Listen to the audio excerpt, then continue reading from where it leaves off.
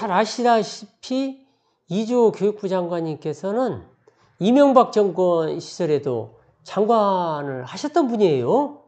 그때 특히 이명박 정권 시절에는 대통령직 인수위원이 교육분과 인수위원으로도 활동을 하셨고, 그리고 바로 그 청와대에 들어가셔서 교육수석, 그 다음에 이제 교육차관, 교육부 차관, 그때 인적자원부 장관이었던가, 하여튼 간에 차관, 그리고 장관을 하셨던 분입니다. 최근에 이런 일이 있었어요. 8월 17일이죠. 8월 17일 청주에서 전국 초등교장단 회의가 있었어요. 연례적으로 열려요. 해마다. 그런데 코로나 사태, 코로나 팬데믹이 있을 때는 열리지 못했었죠. 몇 년 만에 전국에 있는 초등교장들이 다 모였어요. 그 자리에 이주호 교육부 장관 당연히 참석하시죠. 인사 말씀 하셔요. 그런데 저는 그날 참석 못했어요. 그날 학교가 마침 개학을 했어요. 그래서 개학식을 진행을 해야 하니까 교장 선생님이. 그래서 참석을 못했는데, 참석하셨던 선생님, 교장 선생님들 말씀을 많이 들었습니다. 이분이 말씀하시는데 모든 교장 선생님들이 다 야유를 보냈다고 그래요. 야유 보내고 나가시고 막. 서희초 교사 사건, 그리고 교육 현장의 어려움이 갑자기가 아니고 수면 안에 잠재되어 있던 것이 분출되고 있잖아요. 이런 때 저 같았더라면 먼저 위로의 말씀을 먼저 했을 것 같아요. 근데 그러지 못했던 모양이에요. 그리고 이제 교육부에서 지금 늘봄교실이라는 것을 추진합니다. 돌봄교실을 이제 다른 방법으로 지금 현재 돌봄교실을 확대 운영하겠다, 이런 방안이에요. 그 말씀만 하시더래요. 그 야유 속에서도. 하여간 추진력은 대단하신 것 같아요. 늘봄 추진될 것 같아요. 지금 온통 학교에서 걱정을 하고 있어요. 근데 그래요. 제가 말씀드렸다시피 이분은 교육학을 전공하신 분이 아니에요. 우리 이 교원 양성기관에서 4년을 근무하게 되면요, 그런 것을 교육학에서는 주역론이라고 그래요. 이렇게 쇳물을 부어서 어떤 모양을 만들어내잖아요. 주전자 모양을 만들어내고, 동그라미를 만들어내고, 사각형을 만들어내는 거잖아요. 쇳물을 부어서. 그렇게 돼요. 선생님들이 모두 다 4년간 교원 양성기관에 있으면서 다 해체됐다가 다시 초등학교 선생님으로, 다시 중등학교 선생님으로 다시 태어나는 거예요. 그래서 그 직전 양성기관이 중요한 거예요. 마인드가 달라요. 일반인과 경제학을 공부하신 분하고 교육학을 공부하신 분하고 보는 안목, 관점 다 다릅니다. 근데 걱정이에요. 그렇게 경제학 쪽으로만 몰아붙일 때 이게 교육이 바로 설 수 있을까? 지금 그분이 진행했던 그 교원능력개발평가의 폐해가 지금 나타나고 있어요. 교육 황폐화. 아이들이 선생님 알기를, 말씀을 자제를 해야 할 것 같으니까 선생님을 안 보는 형편이에요.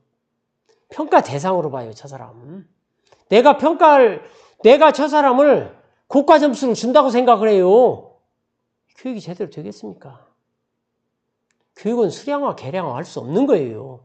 그 수량화, 계량화만 생각하시는 우리 이주호 교육부 장관님, 그 자리에 오래 계시면 대한민국 교육 또 어려워집니다. 10년, 10년 후에 또 이런 사태 또 납니다. 교사 두 분이 극단적인 선택을 하셨습니다. 교권이 쓰지 않아요. 교권이 쓰지 않는데 물론 다른 여러 가지 이유가 있어요. 시대 사회상황이 변했고, 아동 보호법이 법에 의해서 선생님들이 아이들을 교수할 수 있는 모든 손발이 다 지금 묶여 있는 상태예요. 그런 상태에서 여러 가지 이유가 있지만 저는 근본적인 이유는, 근본적인 출발 잘못된 것이 이 학교 교원능력 개발 평가라고 봅니다. 근데 이분 그거 진행시켰던 분이에요.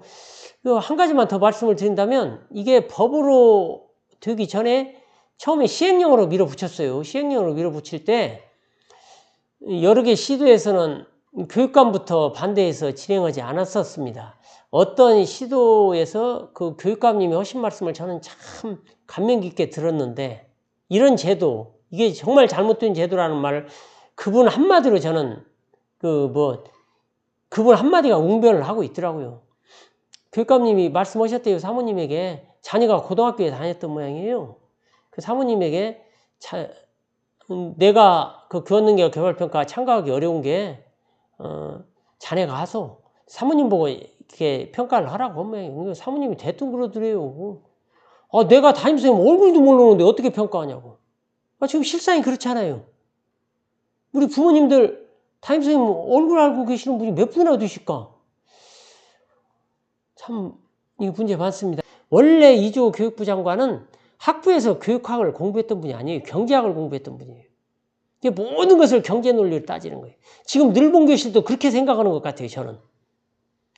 학교는 이미 그 시설이 돼 있잖아요. 그 시설 돼 있는 데다가 아이들 수업 끝나고 뭐 7시, 8시까지 그 아이들을 그곳에서 지도를 하면 되는 거 아니냐. 뭐 굳이 아이들을 위해서 또 다른 공간을 짓고 그럴 필요 없이 얼마나 이게 경제적인 이익이에요. 그렇게만 생각하는 거예요. 그렇지 않아요. 그렇지 않아요. 절대 그렇지 않습니다. 아이들이 지난번 그런 얘기 있었어요. 처음에 전 정권에서도 이런 얘기가 있었던 것 같은데, 그때 아이들이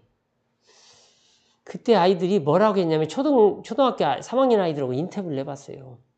너희 6시, 7시까지 학교에 남기면 어떻게 생각하냐.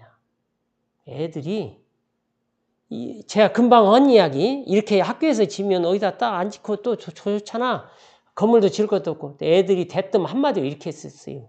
치사하다고. 어른들 치사하다고. 이게 한 곳에 아이들 오래 못 있어요. 오래 있을 수 있겠어요? 장소의 변화도 필요한 거예요. 그리고 그걸 누가 관리하게? 선생님들에게 맡기면 안 돼요. 그럴 수 없는 거예요. 다시 한번 정부 당국 행정부에서 다시 한번 생각하는 계기가 됐으면 하고요. 우리 이주호 교육부 장관님께서는 본인 스스로